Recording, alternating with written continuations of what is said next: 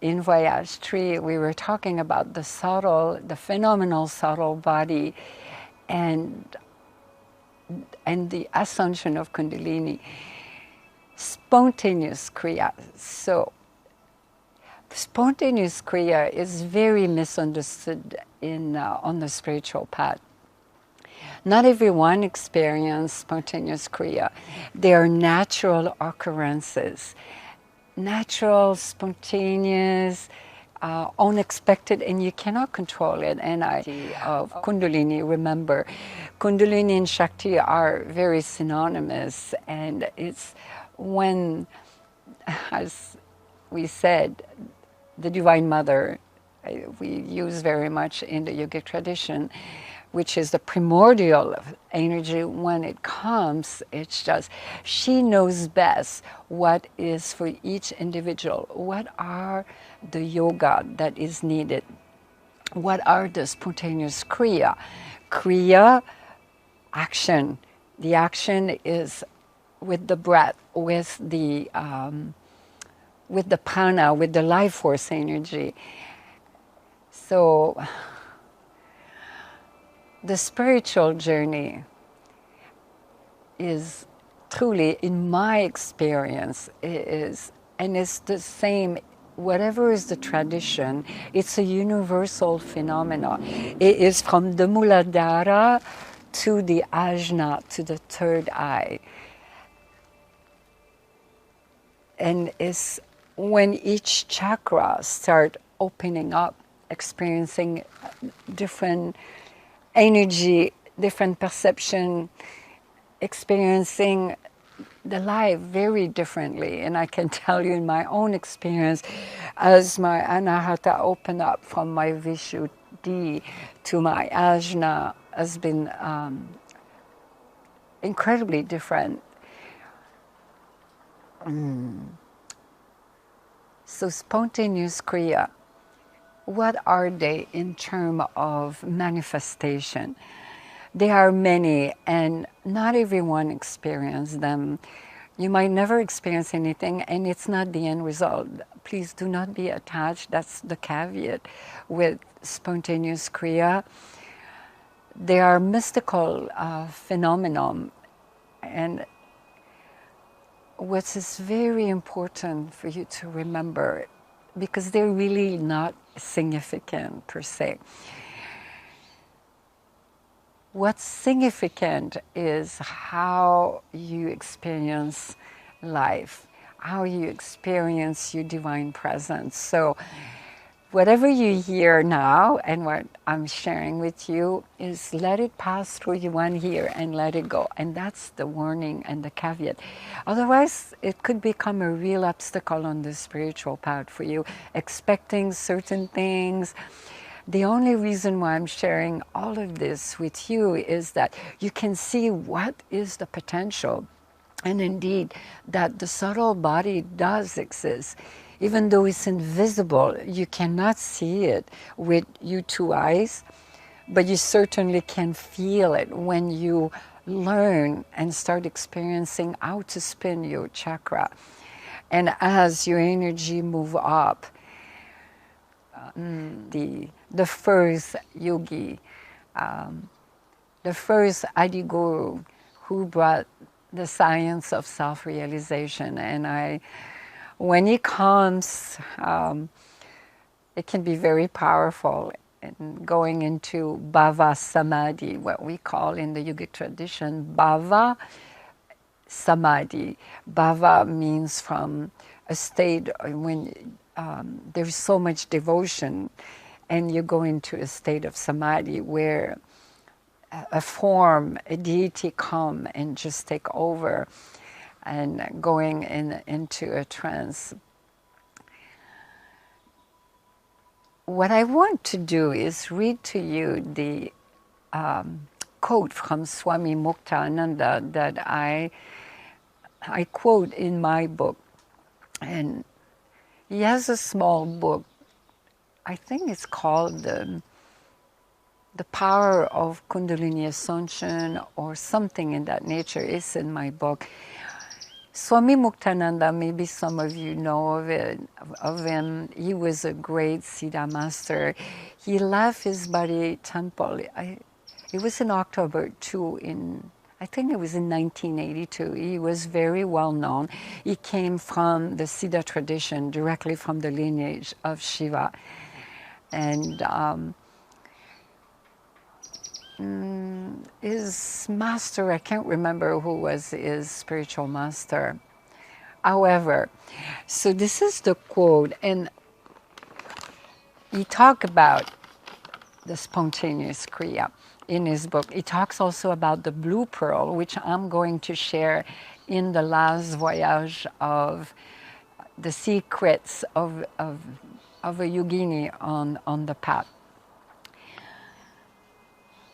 In terms of manifestation, spontaneous Kriya can come in many, many forms. And the first one I have noticed, not just with myself and what I've experienced, but with many people in my entourage throughout my spiritual path, is when the energy moves in the Anahata, in the heart, a lot of healing takes place, a lot of mourning, grieving.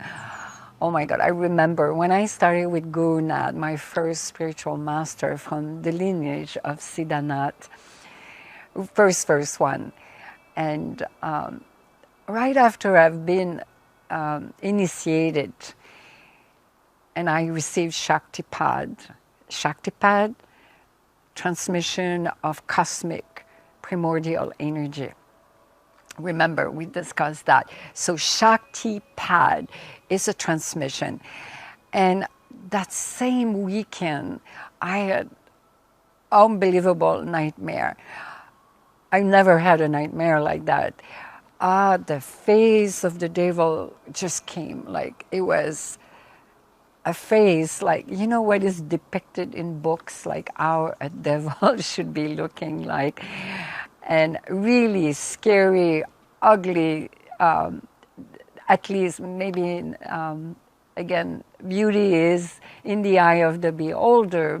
However, that was the image that when you grow up in Catholicism, that we would see in books, or what you visualize or you imagine when you're a child, being grow up in Catholicism. The devil, Lucifer, was a very prominent thing, I remember. And I woke up and I saw, and it was just coming, and I screamed, and I was terrified by it. And I woke up and I was in tremor, and I was terrified and screaming on top of my lungs. So, and I addressed that with Gurudev. I was very blessed. I had a chance to talk to him over the phone within that same week, and he said, often that's what happened. The first thing that comes out when you initiate it and you receive transmission of Shaktipad, all this falsehood, all that negativity just goes away. And I had never experienced something like that, and I have never, after that, experienced anything like that.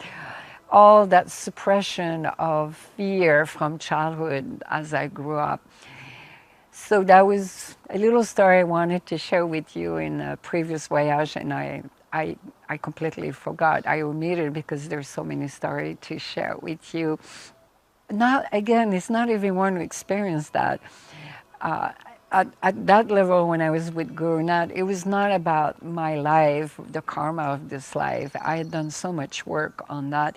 It was differently from past life, past samskara and vasana. So if it comes, just let it happen, embrace it. It's like purification, not like it is purification.